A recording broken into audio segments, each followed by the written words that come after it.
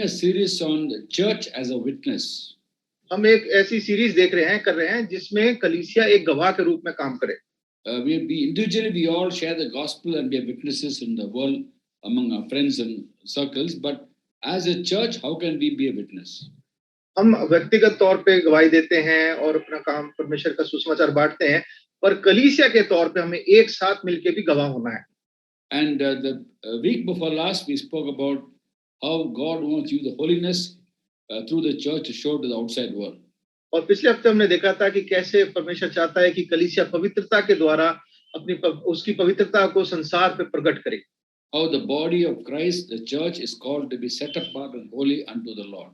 और कैसे परमेश्वर की कलीसिया को अलग किया गया है, पवित्र किया गया है, परमेश्वर के लिए पवित्र करके ठहराया गया। In fact, the word church in Greek is a word called ekklesia, which actually means called out people, called out from following the world to be holy, to follow Jesus. और ये जो शब्द है कलीसिया, वो यूनानी शब्द एक्लीसिया से बना है, जिसका मतलब है बुलाया गया है, पवित्र करने के लिए अलग बुलाए गए लोग। 2 Timothy 1:9 says, He saved us and called us to a holy life. और दूसरा तिमोथी 1:9 के अनुसार उसने अपने अनुग्रह के अनुसार जो मसीह यीशु में सनातन से हम पर हुआ है, उसने हमें बुलाया है, पवित्र बुलाहट से बुलाया है। And last week we spoke about how we are called to be a people who love each other, and by the love we have each other, all will know we are God's Jesus disciples. और पिछले हफ्ते हमने देखा था कैसे हमें प्रेम करना एक दूसरे से, और जो हम प्रेम एक दूसरे से करेंगे उससे लोग जानेंगे कि हम कैसे परमेश्वर के चुने हुए लोग हैं। In John 13:35, Jesus says, By this all men will know you are my disciples if you love one another. यूहन्ना 13:35 के अनुसार हम देखते हैं कि परमेश्वर यीशु ने बोला कि अगर तुम प्रेम करोगे, इसी से प्रेम रखोगे, तो सब जानेंगे कि तुम मेरे चेले हो। These are all godly traits. God is holy. He wants his people to be holy. He is love. He wants us to be a loving people.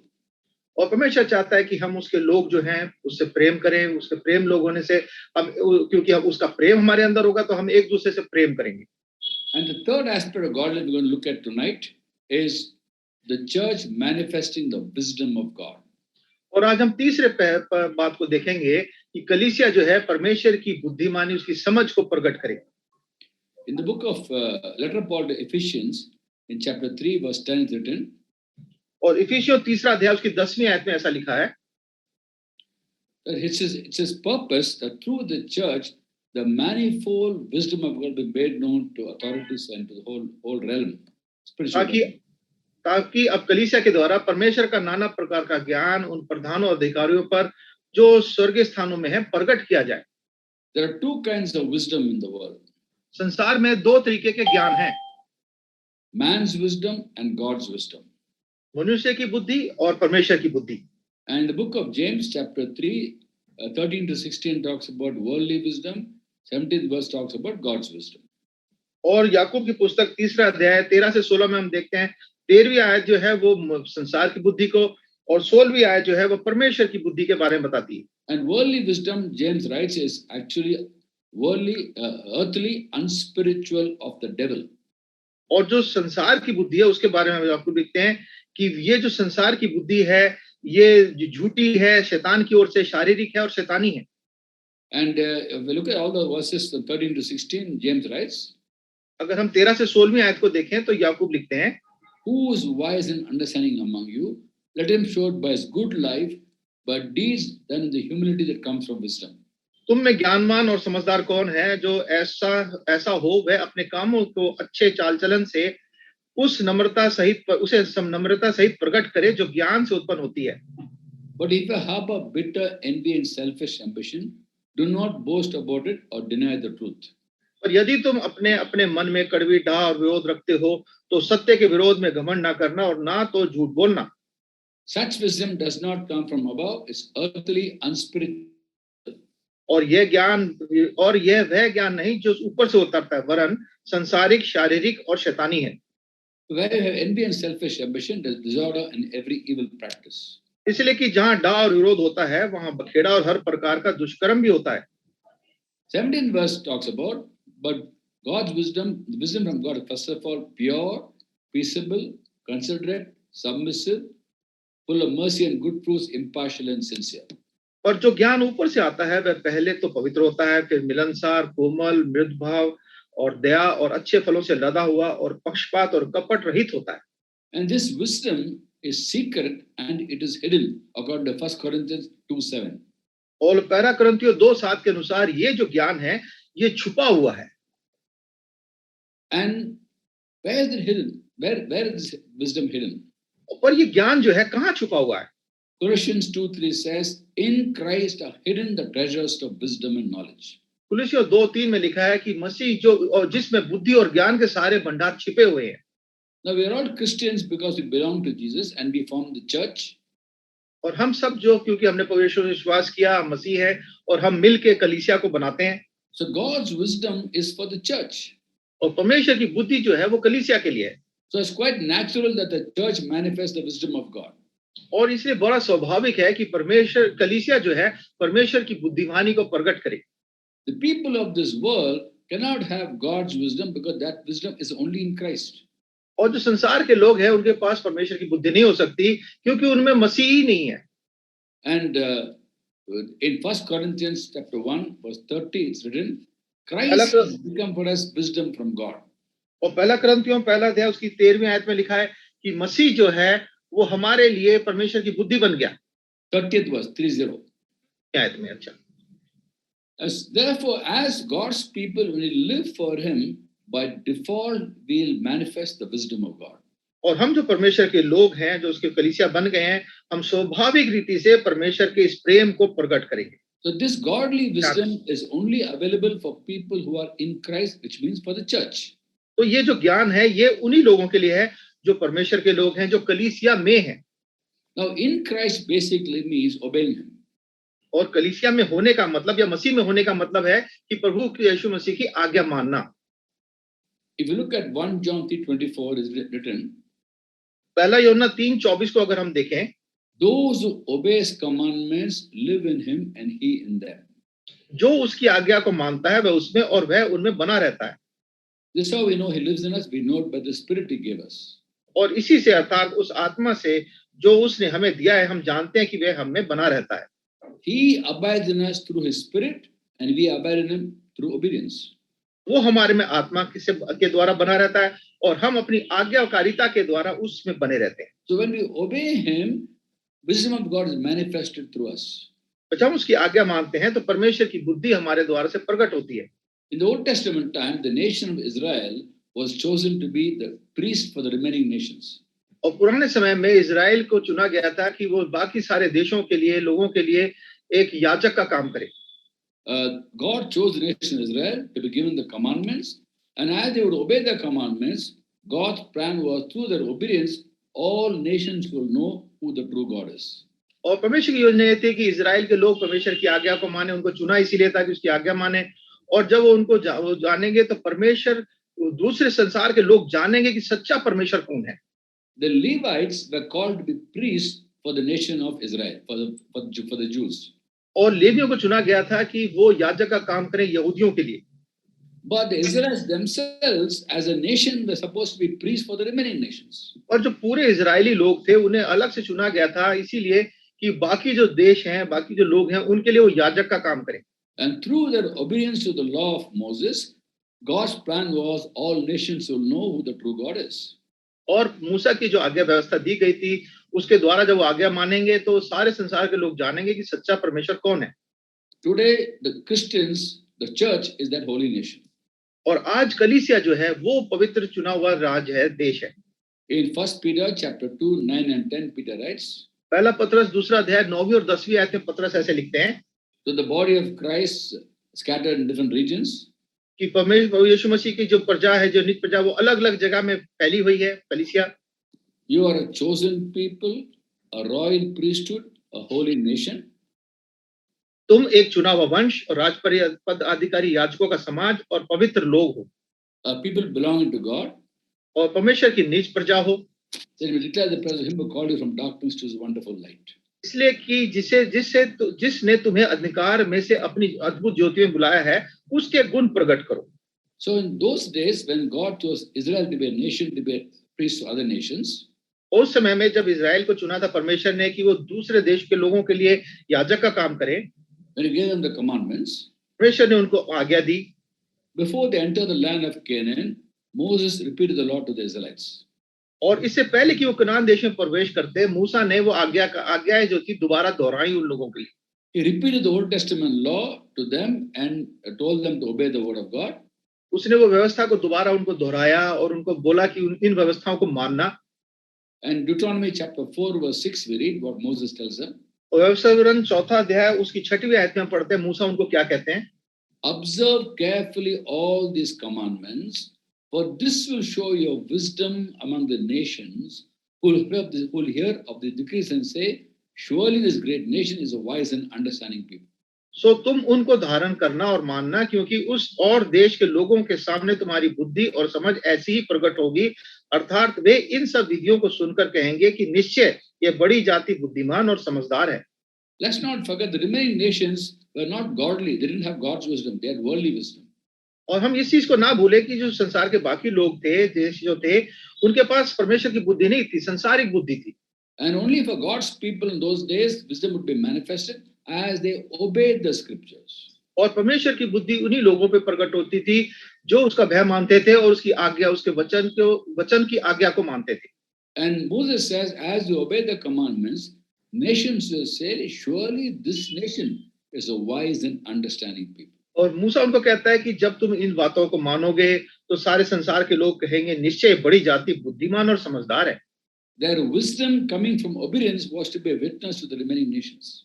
उनकी बुद्धिमानी जो आज्ञाकारिता से उनको मिलनी थी, वो एक गवाह बननी थी दूसरे देशों के लिए।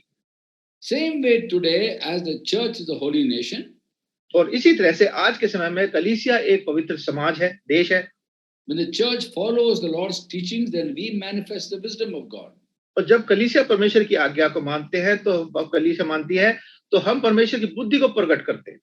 And as we obey scriptures, it says in 2 Timothy 3:15, scriptures make us wise unto salvation. और दूसरा तिमोथी 3:15 में लिखा है कि परमेश्वर का जो वचन है, मसीह का विश्वास करने के द्वारा से प्राप्त करने के लिए बुद्धिमान बना सकता है। ये जो वचन है, शास्त्र हमें। This wisdom is available for every Christian, every person who belongs to Jesus, which means every person in the body of Christ can manifest this wisdom. और ये बुद्धि हर एक व्यक्ति जो मसीह विश्वास करता है उसके लिए उपलब्ध है। इसका मतलब हर एक विश्वासी इस परमेश्वर की बुद्धि को प्रकट कर सकता है। James chapter 1 verse 5, James writes, if anyone lacks wisdom, let him ask God, who gives generously to all without finding fault, it will be given. याकूब 1:5 में याकूब लिखता है, और यदि तुम में से किसी को बुद्धि की घटी हो तो परमेश्वर से मांगे, जो बिना उलाहना दिए सबको उदारता से देता है, और उसको दी जाएगी। This is for the believers. और ये विश्वासी के लिए है। For the church, for the body of Christ. ये कलीसिया जो परमेश्वर की देह है। It's the will of God that none of us in the body of Christ lacks God's wisdom. और ये परमेश्वर की इच्छा है कि परमेश्वर की कलीसिया कोई भी व्यक्ति जो है बुद्धि से वंचित न रहे। And as the Bible says, the Old Testament, the book of Proverbs chapter 9 verse 10, the fear of the Lord is the beginning of wisdom. और पुराने नियम में जैसे नीति वचन 9:10 में भी लिखा है कि यहोवा का भय मानना बुद्धि का आरंभ है। To fear God is to revere him, thereby obey him. उसका भय मानना मतलब उसकी इज्जत करना, उसकी आज्ञाओं को मानना। Proverbs 8:13 says, to fear God is to hate evil. और नीति वचन 8:13 में लिखा है यहोवा का भय मानना बुराई से बैर रखना है। If we hate evil, we will turn from evil. अगर हम बुराई से घृणा करेंगे, बैर करेंगे, तो हम उससे मुड़ जाएंगे। So every person in the body of Christ is supposed to turn from evil, seek God's wisdom, and as we do that, we as a church will be a witness to the other people who are not in the Lord. तो हर एक कलीसिया का जो व्यक्ति है उसको बुराई से मुंह फेर लेना है, परमेश्वर की आज्ञा मानना है, और जैसे वो परमेश्वर की आज्ञा मानता है, परमेश्वर की बुद्धिमानी को प्रकट करता है। Just as we are called to live by the word, we are also called to live by the Spirit. और जिस तरह से हमें काम करने के लिए बुलाया गया, बोला गया कि काम के अनुसार के हिसाब से जियो, उसी तरह से हमें आत्मा के अनुसार चलने के लिए बुलाया गया है। So we live by the word and live by the Spirit. तो हम आत्मा के द्वारा और अपने परमेश्वर के वचन के द्वारा भी जीते हैं। Now, as we depend upon the Holy Spirit for us to live in this world, one of the manifestations of the Holy Spirit is the word of wisdom. और जब संसार में रहते हैं और परमेश्वर के वचन को प्रकट करते हैं, तो एक तरीका है कि हम परमेश्वर की वचन के द्वारा से उसकी आत्मा को प्रकट करते हैं। 1 Corinthians 12:8 says about talks one of the manifestations of the Holy Spirit anointing upon us. और पहला कुरिन्थियों 12:8 में लिखा है कि एक आत्मा के द्वारा बुद्धि की बातें की जाती है, उसको किस तरह से आत्मा के अनुसार हम इन बातों को समझते हैं। The word of wisdom given to us by the Holy Spirit. ये आत्मा का वचन जो बुद्धि क्योंकि ये एक ही वो आत्मा के द्वारा बुद्धि की बातें दी जाती हैं। Now, what does wisdom actually mean ये बुद्धि का वास्तव मतलब क्या है? as compared to knowledge? अगर ज्ञान से हम बात करें, तुलना करें इसकी, Knowledge is lot of information. ज्ञान जो है वो है कि बहुत सारी सूचना हमारे पास आ जाए। You can know the whole Bible very well. We have a lot of knowledge of the Bible.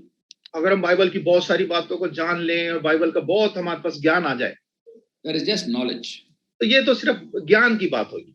But wisdom is application of that knowledge. पर बुद्धि है उस ज्ञान को जब हम काम में लाते हैं, Wisdom is the knowledge of using knowledge. और बुद्धि है ज्ञान को हम अपने व्यवहारिक रूप में जब लाते हैं। Wisdom will teach us how to apply the knowledge that we have. और बुद्धि हमारे को सिखाती है कि जो ज्ञान हमारे पास है उसको हम किस तरह से काम में लाएं। Now we need to have God's knowledge of God's word and also wisdom of God. और हमारे को परमेश्वर की ज्ञान भी होना है, परमेश्वर की बुद्धि भी होनी है। We need both. दोनों की जरूरत है। But given a choice between the two, which is more important? पर अगर हमें चुनाव दिया जाए इनमें से एक चुनने के लिए, तो हम कौन सा ज्यादा महत्वपूर्ण है? Wisdom is more important. ज्यादा महत्वपूर्ण है, Because we have lot of wisdom and little knowledge. Whatever we know, we'll apply it properly.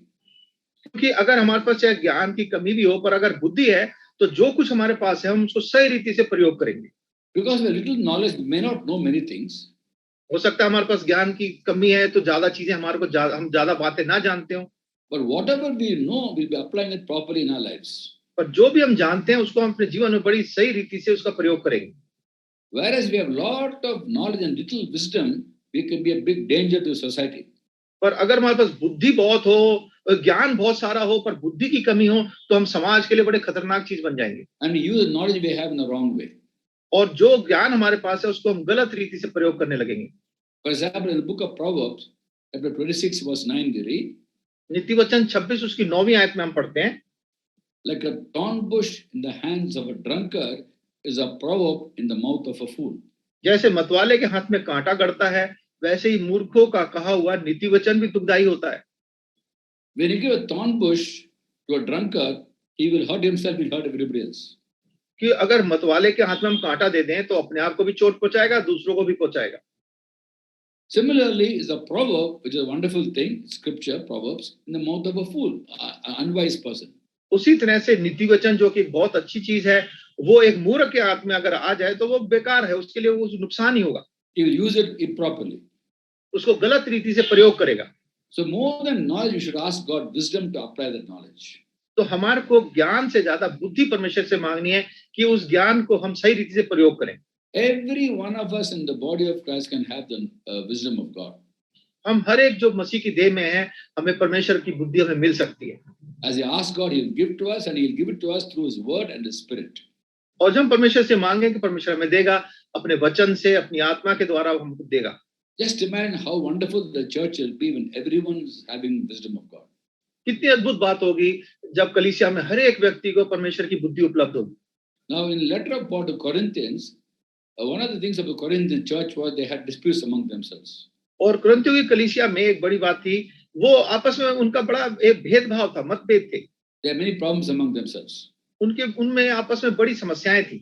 There were divisions in the church. उसमें कलीसिया में भेदभाव था। There was sexual immorality. वहाँ पे शारीरिक बड़ी बुरी बातें थी। There were comparisons between the men of God. और परमेश्वर के जो दास थे, लोग थे, उनके बीच में तुलना थी। There was incest in the church. और कलीसिया में एक ही परिवार में विवाह हो रहा था, आपस में ही परिवार में ये चल रहा था। And then you also find they were gifted in many ways. They had all the gifts of the Holy Spirit. और उनमें उन्होंने देखा कि आत्मा के बहुत सारे दान भी थे उनके पास। And the fights and quarrels among them. और उनके अंदर आपस में बड़े झगड़े थे। And they were taking their disputes to the ungodly for judgment. और उन्होंने जो उनके बीच में झगड़े थे, उसके समझौते के लिए वो जो संसारिक जो दुष्ट लोग थे, उनके पास इलाज, उसके समाधान के लिए वो गए। They had court cases among themselves and they carrying the cases to the Gentiles for judgment. और उनके बीच में उनके कचहरियों के झगड़े थे और वो उसके इलाज के लिए उसके समाधान के लिए जो संसार के लोग थे उनके पास जाते थे। And the Apostle Paul pulls up the church for this attitude. और पौलुस उनको बड़ा डांटता है उनके इस बर्ताव के कारण से। In 1 Corinthians 6 chapters 1 to 7, later on you can study it, he's rebuking them for taking the disputes before the ungodly. और पहला कुरिन्थियों 6 अध्याय में पहली जो 7 आयतें हैं उसमें वो उनको यही बोलता है कि तुम अपने झगड़ों को संसार के लोगों के पास क्यों लेके जाते हो? Why do you take your disputes to the ungodly? तुम अपने मुकदमे को अविश्वासियों के सामने क्यों लेके जाते हो? Don't you know that God's people will judge the world? क्या तुम नहीं जानते कि तुम जो परमेश्वर के लोग हो संसार का न्याय करोगे? You're going to judge angels. और तुम तो स्वर्गदूतों का न्याय करोगे। How much more the trivial cases of this world? और इस संसार की तो छोटी-छोटी बातें इनकी ये तो कुछ भी नहीं है उनके सामने। How can you take it before the ungodly? तुम इन बातों को इस अविश्वासियों के सामने क्यों लेके जाते हो? He also writes to them, asks them, is it possible there's no one among you who can judge these cases? No one with wisdom? और उनसे वो आप एक प्रश्न भी पूछता है, क्या तुम्हारे बीच में कोई भी इतना बुद्धिमान नहीं है जो तुम आपस में ही इस समस्या को सुलझा लो? You got to judge the world, you got to judge angels. How much more the trivial cases of this world? तुम तो स्वर्गदूतों का न्याय करोगे, संसार की छोटे-छोटे झगड़ों का तो कुछ भी नहीं है उनके सामने। And sarcastically is telling, is it possible there's no one among you who can have wisdom to solve these cases? और उनका मजाक उड़ाते हुए बोल रहा है कि क्या तुम्हारे अंदर कोई भी इतना बुद्धिमान नहीं कि तुम आपस में इसको सुलह कर लो? He even goes on to say, why not be wrong? Why not be cheated? But why take your cases before the ungodly? वो कहता है कि चाहे तुम्हारे साथ अन्याय क्यों ना हो जाए, तुम्हारे साथ गलती क्यों ना आ जाए, पर तुम आपस में करो, उसको अन्य जातियों के पास मत जाओ। The church is supposed to have wisdom to solve these cases. और कलीसिया के पास ये बुद्धि होनी चाहिए कि ऐसे मुकदमों को आपस में सुलझा ले। The church must be the one which is going to settle disputes because we have God's wisdom. और कलीसिया को ये होना चाहिए कि ऐसे समस्याओं का समाधान करे क्योंकि हमारे पास परमेश्वर की बुद्धि है। And this Bible is so timeless, it is for eternity. और इस बाइबल जो है इसका तो कोई सीमा नहीं है, तो अनंत काल की पुस्तक है। Even today there are so many court cases among believers that they take it to the Gentiles for judgment.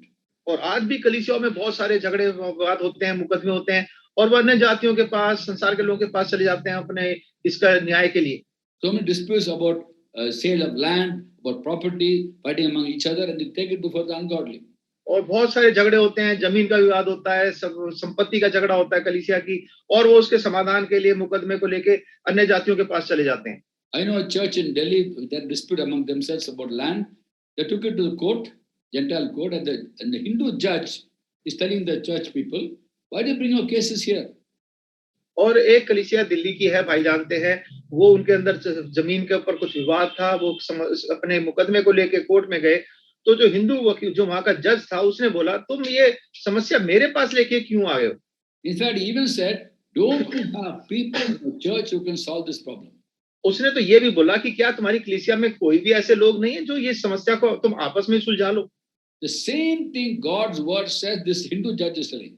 यही चीज जो परमेश्वर का वचन यहाँ कह रहा है, वही चीज ये हिंदू वकील जो जज था वो कह रहा था। I believe God put his words in this man's mouth. और ये विश्वास है हमारा कि परमेश्वर ने ही ये वचन जो था उस वकील, उस जज के मुंह में डाले। Without knowing the Bible, is quoting the Bible and saying, don't you have people in our church who can solve this problem? Why bring it here? Why waste court time? That's what he said.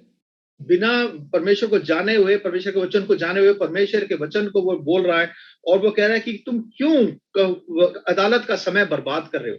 So many churches in our country of India having disputes and take it before the court cases about land, and it's so bad that we are such a bad witness to the outside world. और बड़े दुख की बात है कि कलीसियाओं में बहुत सारे झगड़े हैं और संसार के लोगों में जाते हैं और अपने इसके न्याय के लिए दूसरे लोगों के पास जाते हैं। People came to Solomon because he had wisdom for Solomon to solve their cases. लोग सुलेमान के पास आते थे क्योंकि उसका परमेश्वर की बुद्धि थी और वो उनका सही न्याय करता था। Queen of Sheba came all the way from, I suppose, Salalah in Oman. That's where she's supposed to have been come from, all the way to Israel to get wisdom from Solomon. और शिवा की जो रानी थी वो सलाला Oman से शायद आई थी और वो यही से देखने आए थे कि इसकी बुद्धि और ये कैसे न्याय करता, उसको देखने के लिए आई थी। It's a different thing that Solomon did not apply wisdom for his own life. और ये दूसरी बात है कि सुलेमान ने इस बुद्धि को अपने जीवन में ही अमल में नहीं लाया। He spoke so much about adultery and all this thing, but he himself committed adultery. और उसने व्यभिचार के बारे में बहुत सारी बातें कही, पर खुद उसने व्यभिचार किया। He has 700 wives of royal descent and 300 concubines. उसके पास 700 रानियां थी और 300 रखेलियां थी। And he spoke so much about adultery in the book of Proverbs and also in Ecclesiastes. और सौपदेशक नीति वचन में उसने बहुत व्यभिचार के बारे में लिखा है। But he had wisdom to apply it to other people. और उसके पास ये बुद्धि थी कि दूसरे लोगों के लिए वो उसको समझा सकता था। How nice it will be if all church members seek God's wisdom, and among us there are people who solve difference of opinion between God's people. और कितनी अद्भुत बात होगी कि कलीसिया के सब लोगों को परमेश्वर की बुद्धि हो और अपने सारे जो मतभेद हैं उसको खुद ही कलीसिया में ही उसका समाधान कर ले। More than solving problems, the outside world will understand that people in the church have God's wisdom. और जब संसार के लोग देखेंगे तो कहेंगे ये कलीसिया के जो लोग हैं इनके पास परमेश्वर की बुद्धि है। And we will be witnesses for the outside world. और हम संसार के लोगों के लिए एक गवाह बनेंगे। Instead of the outside world coming to the church for settling dispute, the church going to the outside world for court cases. और जो कलीसिया के पास लोगों को आना चाहिए उल्टा हो रहा है पर यहाँ पे कि कलीसिया के लोग ही संसार में जा रहे हैं अपने न्याय के लिए। How far the church has gone away from God's teachings. कितना कलीसिया परमेश्वर की शिक्षा से दूर चली गई है। But God doesn't give up on us. परमेश्वर हमें छोड़ता नहीं है। Even now we can seek God's wisdom and receive God's wisdom. अभी भी हम परमेश्वर की बुद्धि को पा सकते हैं, उसको मांग सकते हैं। First is to fear the Lord, have a reverent fear of the Lord. सबसे पहला हमें परमेश्वर का आदर मानने वाला भय होना चाहिए। When we walk in the ways of God, His wisdom is by default will manifested through our lives. जब हम परमेश्वर की आज्ञाओं को बड़े आदर के साथ मानेंगे तो स्वाभाविक रीति से अपने आप ही आप परमेश्वर की बुद्धि हमसे प्रकट होगी। Simply living by the scriptures will manifest the wisdom of God. जब हम साधारण रीति से परमेश्वर के वचन के अनुसार जिएंगे, हम परमेश्वर की बुद्धि हमसे प्रकट होगी। Even in a court of law, normally the judges go by what they call precedent. और जो न्यायाधीश होते हैं, जो अगर हम वहां जाते हैं तो वो एक प्रेसिडेंट के हिसाब से न्याय करते हैं। President is not president of India, not PRESIDENT, is PRECEDNT. President means something that happened before. हाँ, जो न्याय वो करते हैं वो प्रेसिडेंट, ये राष्ट्रपति वाला राष्ट्रपति नहीं है, ये वो शब्द नहीं है प्रेसिडेंट, ये है जो कि पहले जो न्याय हुए हैं उसके अनुसार हम न्याय करते हैं। Have you noticed that most lawyers' office have a lot of volumes of books? जो अगर हम किसी वकील के ऑफिस में जाते हैं तो हम देखते हैं बड़ी-बड़ी मोटी-मोटी पुस्तकें रखी होती हैं। So many cases that were held before, they go back and refer to that. वो जो पुराने जो ऐसी बातें हुई थी उनके ऊपर जो न्याय आया उस किताबों को वो उसको देखते हैं कि पहले कैसे इसका न्याय हुआ था। And when the arguments are made in the court, the judge will go by precedent. In the case of so and so versus so and so, this was the decision. और वो जो वकील है और न्यायाधीश है वो देखेंगे कि फलाने केस में उस समय में ऐसी बात हुई थी और उसका ये न्याय हुआ था। They go by how the earlier judges interpret the law. और वो देखते हैं कि पहले वाले जो वकील थे, न्यायाधीश थे, उन्होंने नियम को, कानून को किस तरह से उसको पूरा किया। The law is a constant. How we interpret the law depends on the judge. न्याय जो नियम है वो तो बदलते नहीं है, पर उसको वकील किस तरह से उसको समझते हैं, उसका किस तरह से उसको अमल में लाते हैं, वो अलग चीज है। So in court of law also, the Constitution of India is constant. Indian Penal Code is constant. Code of Criminal Procedure is constant. That doesn't change. तो न्याय के कोई क्राइम जो जुर्म किया है उसके लिए क्या कानून होगा, उसके लिए किस जुर्म की क्या सजा होगी और उसको किस तरह से सजा दी जाएगी, ये चीज जो है व्यवस्था उसका कानून में बनी हुई है, ये नहीं बदलती है। So when the judge is considering a certain case, he'll go by the law and how the law is interpreted in earlier cases. Precedent.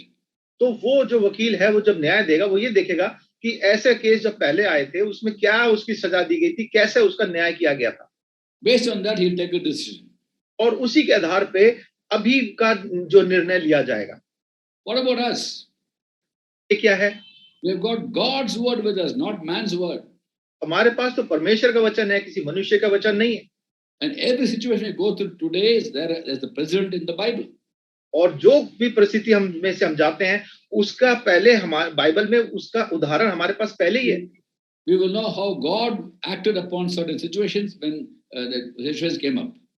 और जब ऐसी कोई बात आई तो परमेश्वर ने उसके बारे में कैसे उसको उस बात को किस तरह से लिया। And we decide based on God's word. और हम परमेश्वर के वचन के अनुसार निर्णय लेते हैं। This law is far superior to the law of man. और परमेश्वर का जो व्यवस्था है, जो वचन है, वो मनुष्य के जो नियम कानून है उससे बहुत ऊंचा है। So when you correct people based on God's word. 2 Timothy 3rd chapter 16, 17.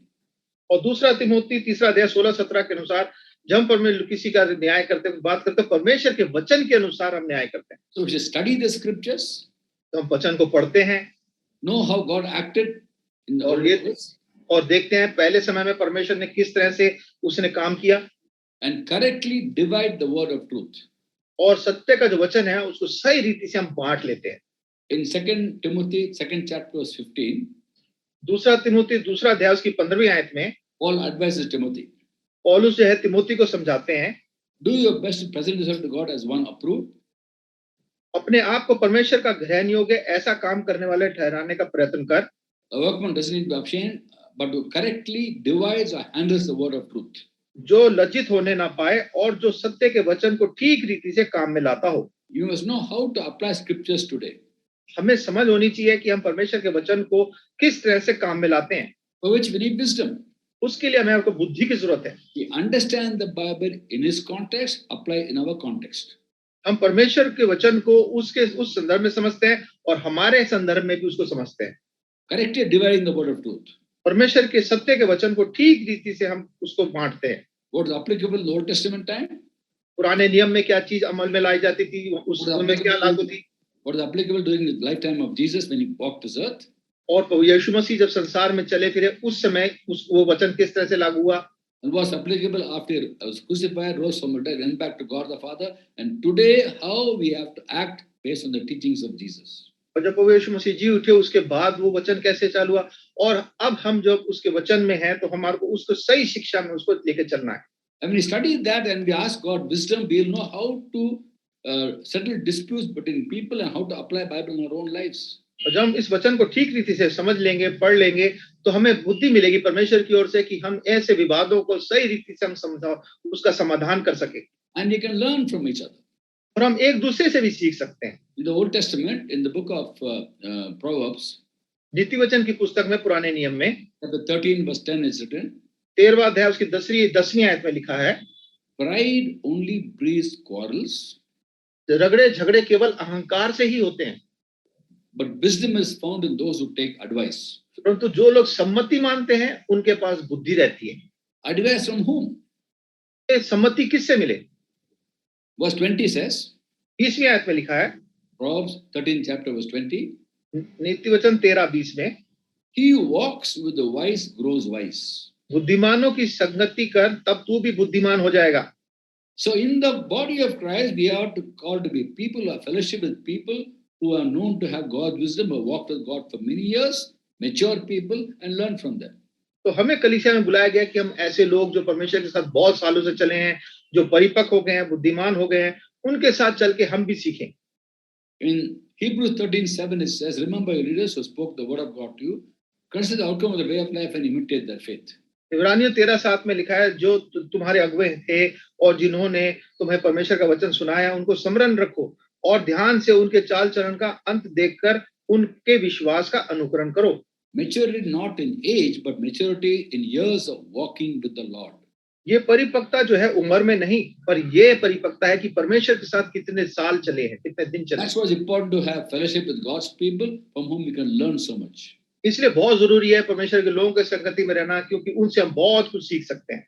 I benefit so much from people or elderly people who many years walk with the Lord, and you talk to them, you realize how mature that the words are. और भाई बता रहे हैं कि जब बुजुर्ग लोगों से मिलते हैं जो परमेश्वर के साथ बहुत सालों से चल रहे हैं, तो जब उनसे बात करते हैं तो समझ में आता है कि वो कितने परिपक्व हैं परमेश्वर में. I once listened to a message by a person by name R.T. Kendall. और भाई R.T. कैंडल नाम का एक व्यक्ति का संदेश सुन रहे थे. I was very touched by his teachings. और उसकी जो शिक्षा थी उससे भाई को बहुत प्रभावित हुए. Very elderly man. काफी बुजुर्ग व्यक्ति थे. Well, only one or two messages I heard on those days was a cassette, audio cassette. और वो एक दो ही संदेश सुने थे कि उस जमाने में कैसेट मिलते थे. And he's from England, but he lives in USA. वो इंग्लैंड के थे पर अमेरिका में रहते थे. And once I went to USA to speak in a conference of Haggai Institute International Board meeting. और भाई एक बार अमेरिका गए थे, हगाई इंस्टीट्यूट की बोर्ड मीटिंग थी, वहां पे उन्हें मैसेज संदेश देना था. And after they having dinner and a lot of people were there, Dr. Haggai was there, who was the founder of the ministry. और वो सभा के बाद वहां पे लंच जो वो खाना था और वहां पे सब लोग थे और डायरेक्टर हगाई के जो थे वो भी वहां पे थे। And I found an elderly man sitting in a corner, no one is talking to him. और भाई ने देखा एक बुजुर्ग व्यक्ति कोने में बैठा हुआ, उससे कोई बात भी नहीं कर रहा। And he was about 80 years old, more than 80. और वो 80 साल से ऊपर की उम्र के व्यक्ति थे। I'm talking about 5 years back. और ये 5 साल पुरानी बात भाई बता रहे हैं। And no one is talking to him, so I went to him. और कोई उनसे बात नहीं कर रहा था, तो भाई उसके पास चले गए। I said, my name is Rajkumar, I'm from India. Nice to meet you. And I asked him what his name was. और भाई ने उससे पूछा, भाई ने बताया कि मैं राजकुमार हूँ, भारत से आया हूँ, और आपका क्या नाम है? मैं आपसे मिलके बड़ा खुशी हुई मुझे। He said, R.T. Kendall. उसने कहा मेरा नाम आरटी केंडल है। And I was so amazed. और भाई को बड़ा अचंबा हो गया। And I was talking to him, and then I told him about a message he shared about forgiveness from the life of Joseph, how he shared 6 points of forgiveness. और भाई ने उसको बताया कि मैंने आपका संदेश सुना था माफी के बारे में, जो आपने यूसुफ के जीवन से बताया था, उसमें आपने 6 पॉइंट बताए थे। And I told him, sir, I added 1 7th point also. और भाई ने बोला कि आपने 6 बताए थे, मैंने 1 पॉइंट और उसमें जोड़ दिया 7वां। And like a child, he asked me, what is the point? What is 7th point he added? I want to know. Like a child is asking me, he's such an elderly man. He's asking me what point I added to the 6 points. और जब भाई ने बोला मैंने 7वां point उसमें जोड़ दिया, तो बच्चे की तरह पूछने लगे बड़े उत्साह से, वो 7वां पॉइंट कौन सा है? वो इतने बुजुर्ग व्यक्ति थे, फिर भी उनमें इतनी लालसा थी सीखने की। And so much of humility, and I was so touched by the talk. I had about 15 minutes talk with him, that's all. और वो बड़ा जब बातचीत करी उनसे बड़ा प्रभावित हुए, और सिर्फ 15-20 मिनट ही शायद बात हुई उनसे। And I realized how valuable it is when you walk with the wise. और भाई ने समझा ये कितना जरूरी है, कितना महत्वपूर्ण है कि हम बुद्धिमानों के साथ चलें। And so many years of walking with the Lord, very mature teaching and simple man, humble man, and I realized how that God gives revelation to those who are humble and simple. और कैसे इतने साल परमेश्वर बड़ी नम्रता के साथ चलते रहे, और भाई ने उससे सीखा कि कैसे परमेश्वर जो है अपने बुद्धिमानी की बातों को, ज्ञान की बातों को नम्र लोगों को सिखाते हैं। In Psalm 119 verse 130 is written, भजन 119 उसकी 113वीं आयत में लिखा है, the unfolding of words gives light, it gives understanding to the simple. तो जो दो चित्ते से तो बैर रखना, परंतु तेरी व्यवस्था से प्रीति रखता हूँ। Now, even as we ask God wisdom and want to dispense wisdom, it's important that we are totally impartial. और जब हम परमेश्वर की बुद्धि को पाते हैं और उसकी बात को हम प्रकट करते हैं, तो इसमें बहुत जरूरी है कि हम निष्पक्ष हों। We can't have favoritism in dealing with people who are disputes. जब लोग हम विवाद लेके हमारे पास आते हैं, तो उसमें हम किसी का पक्ष नहीं ले सकते। As a church, we should be people who are impartial, who show no favoritism. तो हम जो कलीसिया के लोग हैं, हमें बहुत निष्पक्ष होना चाहिए, कोई किसी का भेदभाव नहीं करना चाहिए। James chapter 2 verse 1 to 10 comes down upon churches where they show discrimination. और याकूब दूसरा अध्याय 1 से 10 में वो याकूब वही लिख रहा है कि कलीसिया के बारे में जो पक्षपात करती है। When rich man comes in, he say, come and sit in the front. जब कोई धनी व्यक्ति आता है तो वो कहते हैं भाई आप आगे बैठिए। When a poor man comes in, we say, stay at the back. और जब कोई गरीब व्यक्ति आ जाता है तो आप बोलते हैं पीछे खड़ा हो जा। We insult the poor people. और ये जो है गरीब लोगों के का निरादर करते हैं। And then in James chapter 2 verse 5, James writes, और याकूब 2:5 में याकूब लिखते हैं, has not God chosen those who are poor in the world to be rich in faith? क्या परमेश्वर ने जगत के कंगालों को नहीं चुना कि धन विश्वास में धनी हो? They are rich in faith, they'll be poor in money. वो विश्वास में धनी है, चाहे पैसों में कंगाल जरूर हो। Which is better, rich in faith or rich in money? तो क्या बेहतर है, विश्वास में धनी होना या पैसों में धनी होना? Obviously rich in faith. और ये तो जरूरी बहुत ही साफ है कि विश्वास में धनी होना अच्छा है। And James talks about how they insult such poor people. और याकूब बताता है कि कैसे ये लोग ऐसे लोगों का निरादर करते हैं। In verse 10 he says that if you keep the whole law, stumble at one point, you've broken all the laws. 10वीं आयत में लिखा है, क्योंकि जो कोई सारी व्यवस्था का पालन करता है परंतु एक ही बात में चूक जाता है, तो वह सब बातों में दोषी ठहरा। They show discrimination, we've broken all the commandments of God. तो जब हम ऐसा पक्षपात करते हैं तो फिर हमने एक तरीके से परमेश्वर की सारी आज्ञाओं को तोड़ दिया। 613 commandments are there. 613 आज्ञा है। And break all of them when we show discrimination. और अगर हम पक्षपात करते हैं तो हम सारी आज्ञाओं को तोड़ देते हैं। So in manifesting wisdom to settle disputes as God wants the church to be, we can't be showing favoritism. तो जब हम परमेश्वर की बुद्धि से न्याय करते हैं तो बहुत जरूरी है कि हम किसी का पक्षपात ना करें। God shows no favoritism. किसी का पक्षपात नहीं करता। Ephesians 6:9, और इफिसियों 6 अध्याय उसकी 9वीं आयत, Romans 2:11, 2:11, Romans, रोमियो 2:11, Acts 10:34. का काम 10वां अध्याय 34वीं आयत। All these verses talk about God shows no favoritism. और ये सारी आयतें जो हैं ये दिखाती हैं कि परमेश्वर किसी का पक्षपात नहीं करता। Since we are called to be godly people, we show no favoritism. क्योंकि हम परमेश्वर के लोग हैं, हमें बुलाया गया कि परमेश्वर के लोग हों, इसलिए हम कोई पक्षपात नहीं करते। We take the simple principles to heart, we will be a people who are able to use God's wisdom to settle disputes and bring about harmony and peace, not only in the church, also in the world. तो जब हम परमेश्वर की व्यवस्था को अपने मन में मान के चलेंगे, उसकी आज्ञाओं को प्रेम से मानेंगे, तो परमेश्वर हमें बुद्धि देगा और हम कलीसिया के ही नहीं, कलीसिया के बाहर के लोगों का भी हम न्याय कर पाएंगे बिना पक्षपात के। As a conclusion, और अगर हम अंत में आए, God's wisdom is for the church. परमेश्वर की बुद्धि जो है वो कलीसिया के लिए है, Worldly wisdom, demonic wisdom is for the outside world. और संसारिक और शैतानी बुद्धि जो है वो संसार के लोगों के लिए है। The will of God is the church deals with the issues of the outside world and also the church because they have God's wisdom. परमेश्वर चाहता है कि कलीसिया के लोग कलीसिया के लिए भी बुद्धिमानी का काम करें और संसार के लिए भी बुद्धिमानी की बातें बताएं। Church should be witness to the outside world for them to come to the church to find the problem solved. और कलीसिया को ऐसा होना चाहिए कि गवाह के तौर पे हो कि संसार के लोग उनका न्याय बुद्धिमानी से करें और वो लोग कलीसिया में आ सकें। Unfortunately, what's happening is the church is going to the outside world to have the problem solved. और उल्टा हो रहा है, बड़े अफसोस की बात है कि कलीसिया के लोग संसार में जा रहे हैं अपने न्याय के लिए। Every one of us who's a Christian has access to God's wisdom. Let's ask Him, let's receive and manifest that wisdom. हम हर एक कलीसिया के जो लोग हैं, जो विश्वासी लोग हैं, हमारे को ये आदर दिया परमेश्वर ने अपनी बुद्धि देने का, और ये बुद्धि हमारे पास है और हम परमेश्वर से मांगे इस बुद्धि को। Then as a church will be a witness to the outside world. और फिर हम कलीसिया के तौर पे बाहर के संसार के लोगों के लिए भी हम गवाह बनेंगे। May God bless each one of us. परमेश्वर हम सबको बहुत आशीष दे।